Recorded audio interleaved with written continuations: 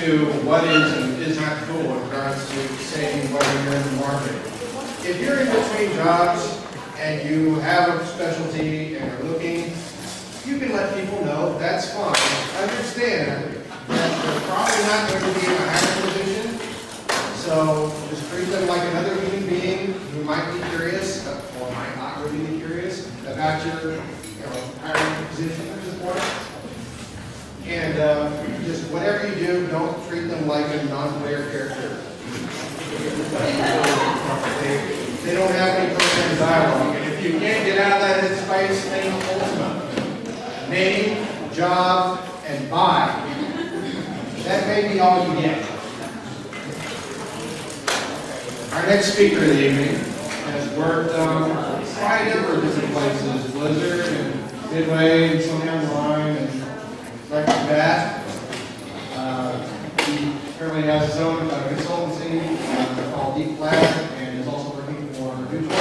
Please welcome Shay.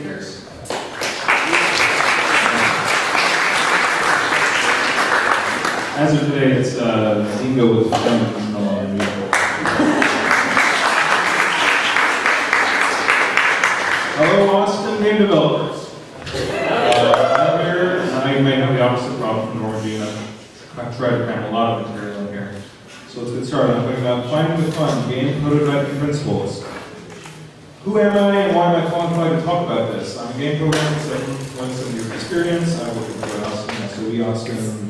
Currently full-time, Words with Friends with Zingo with Friends. I'm also a game designer, but I don't have a professional next to that because no one has paid me for that yet. Principal developer of a Flash prototype for a still unannounced game titled Blizzard. So that's obviously my major qualification, talking about game prototyping. I was working closely with designers there, creating a prototype of a still unannounced game. That game was still in development, and I got to the end of the prototype phase and said that Blizzard is really awesome, but living in Austin was a lot more awesome. So I'm back here to tell you about what I learned, some practical experience. All right, here's the principles of what you're trying to do when you're making a game prototype and decisions you should make when making it. First of all, remember the purpose of a game design or of any product's design is to try to completely visualize the product before you make it. But sometimes parts of the product, especially in working in an industry as complex as games, can't be accurately visualized beforehand. So it's when you have these gaps in your design, things that you just can't imagine, and write down a design document and know what this part of the design is going to be exactly. When you have an open question like that, answer the question by making a prototype. The Sims is a famous example. They sort of pioneered Flash prototyping in the games industry. Or they were obviously working in a game that had a lot of big question marks, a lot of things that people had never done before. They made a prototype to answer each one of those questions, and it really helped them out. Believe it or not, there's still AAA game projects out there that go into production with major questions still unanswered in the design, such as like, why is the sport being played fun? Which I think should absolutely be criminal. Principle number 2, based on this purpose of a prototype, to answer a question, failure can mean success. If the prototype is meant to answer the question, does this work or is this fun? And you make a prototype and it doesn't work or it isn't fun, the prototype has succeeded. Answering the question, the answer is no. Hopefully your stakeholders see it the same way, that, hey, they made something that's not fun. No, we succeeded. But you have. The prototype's real purpose is to let you go down the wrong road beforehand and as quickly as possible and find out it's the wrong road and then go down another wrong road and another wrong road and eventually find the right road. I have an image here from Angry Birds, not because I think that game turned out not to be fun, but because the bluebird here splits into a lot of different birds at the same time. You know, some of them are going to bounce off and some of them are going to find their way through. Make prototypes to test the waters, do as quickly as possible, see what works and what doesn't.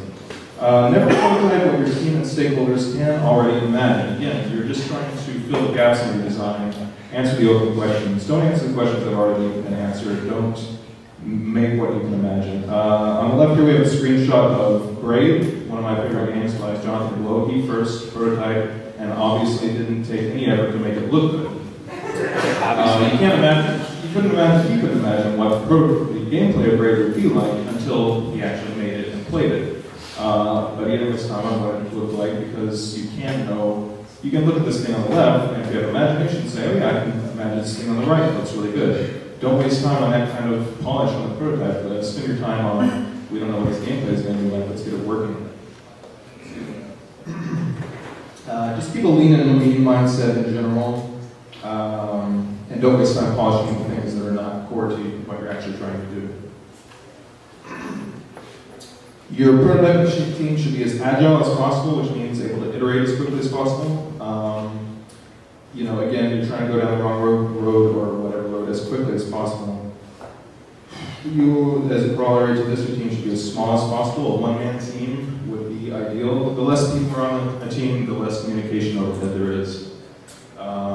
Another corollary to this, use the technology, whatever technology, and make your technology choice. And a lot of what I'm going to talk about from here on out applies to programmers who were, developing a prototype like I was, and my experience with that. And technology choice, use whatever you can iterate in most quickly. That might be some really simple 2D game technology, or it might be whatever huge game engine you made your last game in, even though it might seem like overkill to use that. If your team can work in it very, very quickly, that's the right choice. But I would also say, think about preparing in favor of low tech. I have a screenshot here of a paper prototype. If you're just prototyping on the system of your game, can I do this with just paper and cards? Maybe you can. I've worked on games where it was 3D gameplay, it was like a stealth system, and really we found players just playing the mini-map in the game. And I said to myself, if we could have kind of made this game as a 2D game, it wouldn't look as cool. But certainly you could prototype a lot of gameplay, even through 3D games, using just 2D technology. And that might move a lot faster. Principle number 5. If your prototype's goal is to find the fun, expect that to target the move. So a lot of times you make a prototype and you're like, oh, we just want to try to make this one thing. But if it turns out that that one thing isn't fun, when you get to the end, you're going to need to change. And, be prepared for that ahead of time. I use the word pivot here. Your prototype should be able to pivot at least twice. And to me, that means be able to make fundamental changes to the nature of it at least twice. That's a rule of thumb, but, game designers tend to change their minds a lot, I find. But rightly so, because fun is very elusive. Finding it is difficult. Jason Rohr said that fun is almost always discovered from exploration and experimentation, not created from someone's just epiphany, something that jumped into their head. Be ready for your prototype to get to the end of it and make something they can explore a little bit. And by that I mean, this is kind of related to the same point, the prototype code should not be any more well-engineered than it needs to be, but I would also say it should be less well-engineered than it needs to be. Obviously, this thing on the left here, he got up and running and able to push snow as quickly as possible. That's the ultimate hack job. On the right is the ultimate well-engineered way to solve that problem. You don't want either of these extremes. Depending on the type of prototype you're making, you may want to make this thing on the left. You may want to hack something together, make it, my God, it's full of hacks, as quickly as possible, just to get it up and running and able to do what you're doing. But if you are looking forward and thinking, well, we need to change parts of this, you're probably going to say, you know what, this thing's going to fall apart as soon as we take it beyond this block. Let's go a little closer to the thing on the right, although don't over-engineer anything. Principle number 7. And again, as a programmer on a prototype, you're constantly going to come up with this question. I need to make a new feature, a new part of this game. Am I going to hack it in, or am I going to do it somewhat in the right way? To me, the rule of thumb when you have this decision, stop and say, what is the right way I would do it if we're doing this in the final game, if I was engineering everything correctly. Then look for the way to get 80% of the value of that for 20% of the effort. I think there's often a solution that's in that sweet spot. The screenshot here is of a game called Mode by Adam Saltzman, an independent Austin game developer made in the Flixel engine. And what's really interesting about this is on the right side of the screen, it's got some enemies, which are just flying at and shooting at the player. Now, if you do those the right way, you can probably build pathfinding in so they can find their way around the obstacles and find the player. He didn't do that. He just made them drive straight towards the player, but often they get stuck on the obstacles. Then he just made them veer left and right over and over. And you know what? 80% of the time, those things work correctly, get around the obstacles, get unstuck, and chase the player. And I guarantee it took them less than 20% of the time to make a proper 8-star pathfinding system to make that. So look for that kind of solution that gives you a lot of bang for the buck. And when doing it, think about the way to build your code so that you can get the remaining 20% of the value, extend it in that direction, and do it the right way later. All right, here's some useful links for how to what kind of technology you can use for prototype and where to get it. Again, at the top, paper, go to Michael's, get some glass beads, buy some dice. That can go a long way in prototyping games. There's a great JavaScript engine processing, which you can get in online, processing.org. Flash is a great tool. Flixel engine, I mentioned before, is great for making simple things. It's fantastic for making prototypes. It's a 2D tile-based game engine. Again, made right here in Austin, so homegrown. And if you must go for 3D, Paper Vision also lets you do 3D things in Flash. Dark Basic, I've heard good things about, as a 3D engine that lets you use the basic programming language, so you can make things very quickly. And I've heard a lot of good things about Unity as well. Played with it some, and you can make some cool stuff very quickly. All right, thanks a lot. You can find these slides at deepcloud.com. Go forth and make awesome game prototypes. Thank you, Austin.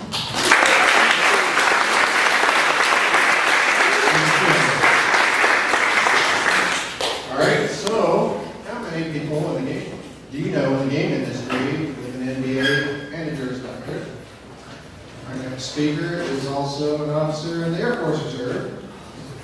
He was part of the executive team for Challenge Games that brought Zynga to Austin. He is now a chief operating officer at Game South. Please welcome Frank Coppersmith.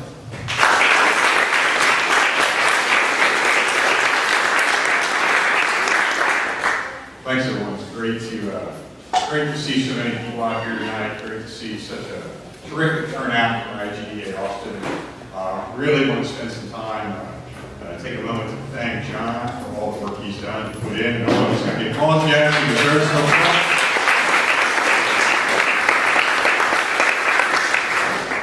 One of the things that Jennifer said in her very first talk today is if you weren't out getting a beer, she said something really important. She said, hey, game industry, it's a business. You know, it's great to make cool games. You get to go out and do a little kind of design, you get your friends together, you get in a room, you crank out some code, you get some exciting art, you put it together, you put it in front of other people, they love it, they go out and buy it, they make you a lot of money, and then you go into space. And so that's really cool.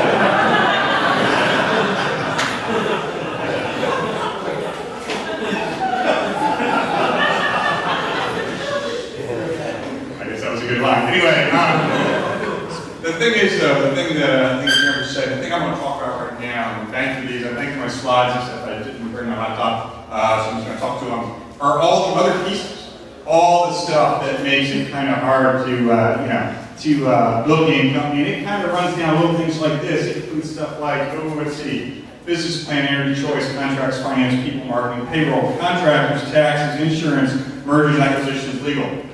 And that's probably only about half of it. It's the stuff that will fight you hardest about in that order. And that's what I'm going to hit really quick in 10 minutes. First of all, business plan. The question you have to ask yourselves is, why is anyone going to pay me any money to do this? Why is anyone going to play this game? Why do I want to commit so much of my life to build this game? Because especially if you're going to be an indie game developer, you're either going to be working a full-time job and then trying to do it, or you're going to be living, really, really cheap on ramen for 3 years. Hey, I know that. I'm at Game South. The guys who built Game South lived on ramen for like 3 years to get that game done and get it funded about a year ago. That is tough and hard to do, and doesn't get any easier when you get old.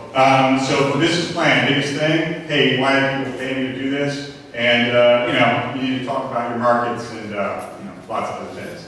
Anyway, slides will be up there. You can look at all my notes. Next big issue is choice of entity. And so, what entity? Entity, what do you mean? You mean like alien entity? No. I mean your legal entity. The choice of whether you're going to be a corporation like the big boys. That's a great, corporations are great, they're real expensive. But then there's, you just kind of do it on your own. Hey, I'll just have my own little company, it'll just be my company, Frank Company. That's great. Except if you have any problems, they're going to take your house and your car and all your money forever. So little things you need to figure out, and you need to figure out those things early. Probably the lawyer, that costs you money too. So that's one of your choices. Next up, Tip John, we really need a lectern. Next up, oh, look, I've got a friend. Hey, buddy. Anyway, next up, contracts. Contracts are how you put all this together, especially at the beginning. He's way cooler than me. It's how you put all this together. But here's the catch. They're really complex. You need some help probably putting them together. Oh, and if you don't get them in place, then maybe all those friends of yours are helping you put this company together. Yeah, they might own all that art and you don't. So then when someone shows up and decides they want to buy you for lots of money, you realize you actually don't own your game. Ooh, ouch. So just one of those little hot things to pay attention to. You're missing my great joke here, but that's okay. Next up, finance. Finance only matters if you're making money, and you got to figure out how to track that money. If you don't have an accountant or anything, that means you're going to be trying to figure out your financial statements. That's things like your income statement, your balance sheet, your statement of cash flows, all the exhibits that go along with them. Hey, that's great, but how do you know if you're making any money, right? Because as long as I got more money at the end of the day, I must be making money, right? Yeah, well, here's the thing. Without good support on your financial statements, you really might not be sure. Maybe you are, maybe you're not, but you won't know it until you sort out all the stuff on the financial statements. All right, next one. Next way to get burned. Oh, did I say that? Yes, because this is probably one of the most dangerous things. You're going to have to hire some people. That is, you just can't do it on yourself, and people are dangerous. Well, they're dangerous. Well, they don't always agree with you. They don't always like you. They don't always, you sometimes have trouble making the payroll and paying them, and they get grumpy. And sometimes they complain to people like the government agencies,